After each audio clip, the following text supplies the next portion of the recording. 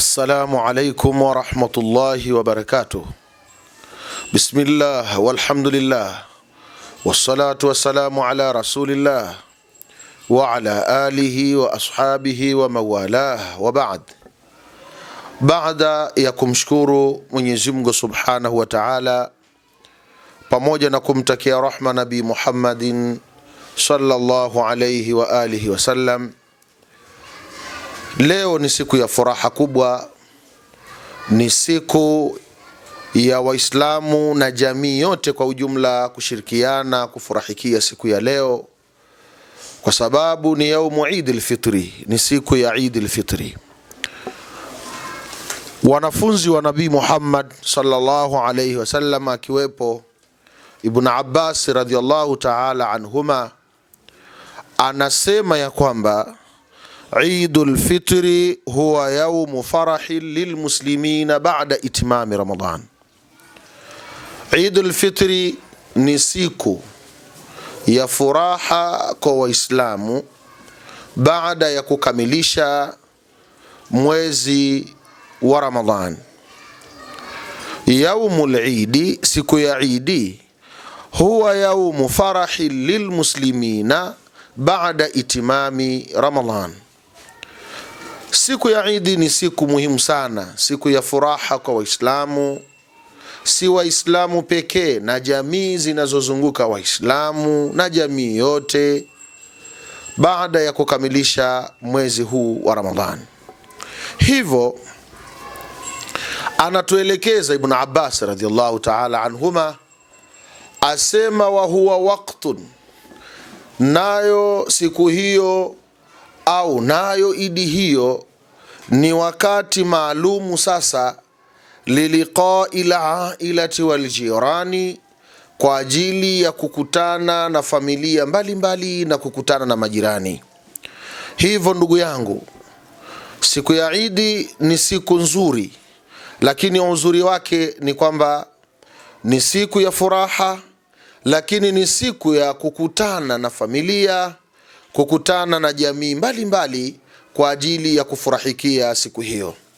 Ibn Qudama rahmatullahi ta'ala alayhi, yeye anaeleza kwamba katika kufafanua maneno haya ya sahaba au mwanafunzi wa Nabii Muhammad sallallahu alayhi wa alihi wasallam, akasema kwamba al-Eidu huwa yaumu farahi lilmuslimina, Eid ni siku ya furaha kwa Waislamu, laisa faqatu ba'da itimami Ramadhan, si tu baada ya kukamilisha Ramadhani, asema bal aidan huwa waqtun liidhhari almahabba, bali siku ya Eid ni siku ya muda maalumu, ni wakati maalumu kwa ajili ya kuonyesha mapenzi kati ya watu na jamii kwa ujumla wake, watadhamuni, na kuonyesha mshikamano, wataawuni fil mujtama'i, na kusaidiana katika jamii. Hivyo ni siku ambayo jamii lazima iweze kutizama mazingira ya wanaowazunguka. Ikiwa Mwenyezi Mungu Subhanahu wa Ta'ala amekuruzuku alichokuruzuku, amekupa alichokupa, hilo kwako ni mtihani mkubwa. Anakutizama, je, kwamba ni vipi utaweza kukamilisha na ukaweza kutekeleza neema hiyo ya Mwenyezi Mungu Subhanahu wa Ta'ala.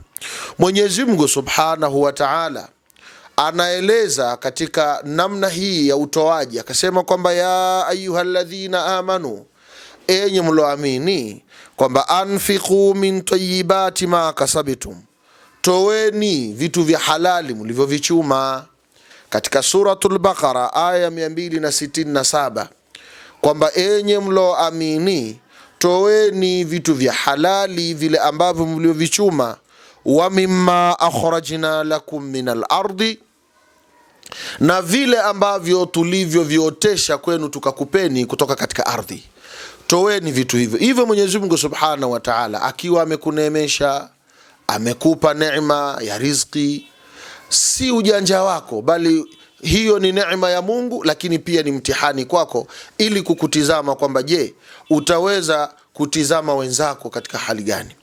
Kwa hiyo Ibn Qudama rahmatullahi ta'ala alayhi asema lidha min almuhimmi lilmuslimina ay yahtafilu ma'a, asema kwa hiyo ni muhimu sana kwa Waislamu kufurahikia kwa pamoja.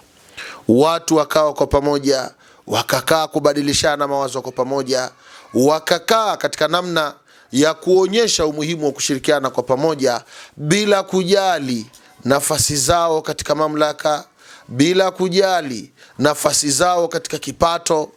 Wote mnashirikiana katika watu wa hali ya chini, watu wa kawaida, watu wa namna yote katika hali zozote walizokuwa nazo. Washirikiane katika hali kama hiyo. Lakini vile vile asema Sheikh Ibn Qudama rahmatullahi ta'ala alayhi kwamba wayazuru al-aila, ni vizuri watu waweze kutembelea familia mbalimbali, watu waweze kutizama wazazi wao, waweze kutizama familia zao mbalimbali za umamani na ubabani, watu waweze kuangalia haya na yale. Lakini akasema kwamba wayatawasalu ma'al jirani, lakini vile vile watu waweze kuungana pamoja na majirani bila kujali hali zao na namna zao, waweze kuungana na majirani, kuweza kushirikiana katika namna ya kufurahikia kwa pamoja. Ni wajibu Mwenyezi Mungu Subhanahu wa Ta'ala ametupa, kwa maana ya kwamba ili sisi sasa tuweze kupata hayo ya kheri. Tukisema wajibu, kwa maana ya kwamba ni jambo la muhimu sana hilo Mwenyezi Mungu Subhanahu wa Ta'ala ametupatia na kupitia kwa Nabii Muhammadin sallallahu alayhi wa alihi wasallam. Muislamu, ni wajibu mkubwa sana kwetu kufanya mambo kama hayo. Lakini katika mikusanyiko hiyo tutakayokuwa tukikusanyika, japo tutabadilishana mawazo ya kheri katika familia zetu, japo tutafanya mambo haya na yale katika familia zetu, lakini anatueleza mwanafunzi wa Mtume Muhammad sallallahu alaihi wasallam, Sayyidina Umar ibn Khattabi radhiyallahu ta'ala anhu, asema kwamba assalamu huwa asasu izdihari al-umami fabiduni salami la yumkinu an tatahaqqaqa ay taqaddumi. Asema kwamba katika vikao vyote watu watakapokuwa wakikaa, basi ni vizuri katika vikao hivyo kumuomba Mwenyezi Mungu Subhanahu wa Ta'ala alete upendo na amani katika jamii yote, hatimaye katika miji tunaokaa, hatimaye katika taifa lote, kwamba Mwenyezi Mungu Subhanahu wa Ta'ala aweze kutupatia upendo, amani, utulivu katika maeneo tunayoishi, katika kata tunazoishi, wilaya tunazoishi, mikoa tunayoishi, hatimaye taifa lote Mwenyezi Mungu Subhanahu wa Ta'ala aweze kulipa utulivu na amani. Asema Sayyidina Umar radhiyallahu ta'ala anhu, na haya aliyesema wakati kipindi kile akiwatuma wasaidizi wake kwenda Qadisiyah, kwenda Furs na maeneo mengine kwa ajili ya kwenda kupigania mambo ya kutetea Uislamu.